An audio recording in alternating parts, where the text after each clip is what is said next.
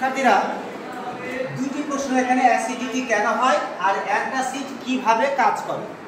আমাদের যে পাকস্থলী, এই পাকস্থলীর যে গা, এখান থেকে হাইড্রোক্লোরিক অ্যাসিড নিঃসৃত হয়। এটা সবাই জানো তোমরা যে পাকস্থলী থেকে হাইড্রোক্লোরিক অ্যাসিড উৎপাদিত হয়। এই হাইড্রোক্লোরিক অ্যাসিড আমরা যা খাই সেগুলোকে কি করে, হজম করে। তো হাইড্রোক্লোরিক অ্যাসিডের পরিমাণ যদি অতিরিক্ত হয়ে যায়, কোনো কোনো সময় হাইড্রোক্লোরিক অ্যাসিডের পরিমাণ অতিরিক্ত হলে তখন অ্যাসিডিটি হয়। আর এই অ্যাসিডিটিকে আমরা নির্মূল করার জন্য বা অ্যাসিডকে দূর করার জন্য আমরা কি খাই, অ্যান্টাসিড খাই। তো অ্যান্টাসিড যে খাই, কিভাবে অ্যান্টাসিড কাজ করে? অ্যান্টাসিড কিন্তু তৈরি হয় ম্যাগনেসিয়াম হাইড্রোক্সাইড দিয়ে আর অ্যালুমিনিয়াম হাইড্রোক্সাইড দিয়ে। ম্যাগনেসিয়াম হাইড্রোক্সাইড এটা হলো অ্যান্টাসিড। অ্যান্টা অ্যাসিড অর্থাৎ অ্যাসিডের বিপরীত, এটা একটা ক্ষার। এটা একটা ক্ষার, একটা মানে কিন্তু বিপরীত। এই ক্ষারটার নাম কি?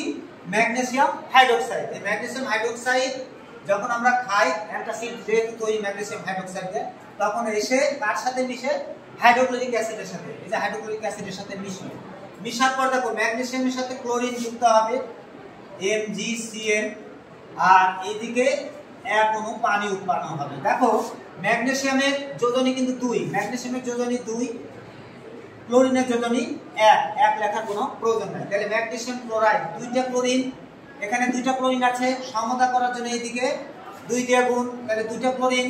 এবার হাইড্রোজেন কয়টা হলো? দুইটা, এই যে দুইটা হাইড্রোজেন, আর এখান থেকে দুইটা হাইড্রোজেন, তাহলে কয়টা হলো? 4টা।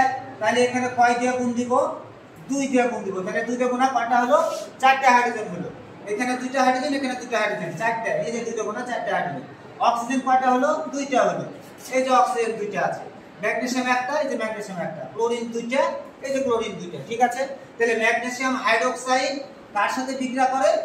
হাইড্রোক্লোরিক অ্যাসিডের সাথে। পাকস্থলীতে যে অ্যাসিড উৎপন্ন হয় সেই অ্যাসিডের সাথে বিক্রিয়া করে ম্যাগনেসিয়াম ক্লোরাইড লবণ আর পানি উৎপন্ন করলো। এই বিক্রিয়াটাকে আমরা কি বলবো? এটাকে বলবো আমরা প্রশমন বিক্রিয়া।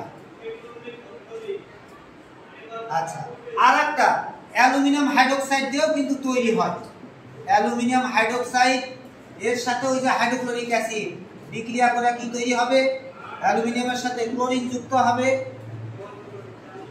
আর এক অণু পানি। দেখো অ্যালুমিনিয়ামের 3, ক্লোরিনের 1।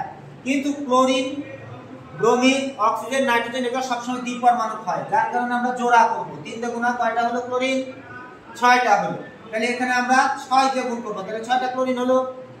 এখন হাইড্রোজেন হলো 6টা, এখানে হাইড্রোজেন 3টা, হাইড্রোজেন, অক্সিজেন এগুলো কিন্তু দ্বিপরমাণু, যার কারণে কয় দিয়ে গুণ দিব?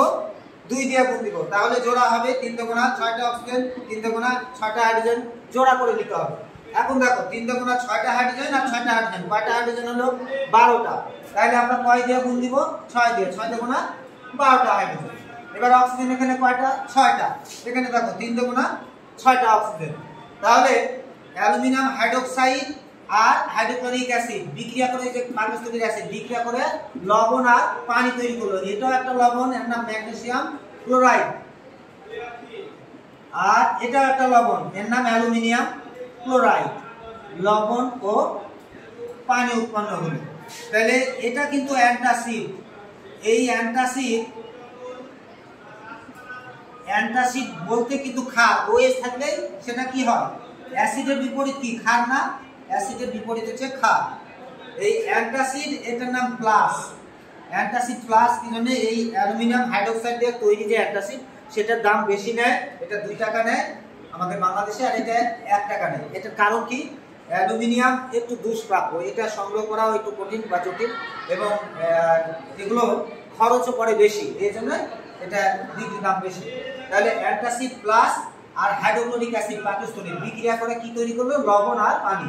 দেহে লবণটা থেকে গেল আর পানি প্রস্রাব আকারে বা ঘাম আকারে বের হয়ে চলে গেল। তখন আমাদের এই হাইড্রোক্লোরিক অ্যাসিড যে জ্বালা যন্ত্রণা করতো বা ঢেকুর উঠতো বা বিভিন্ন ধরনের যে অস্বস্তি বোধ করতো, সেটা করবে না। Thank you.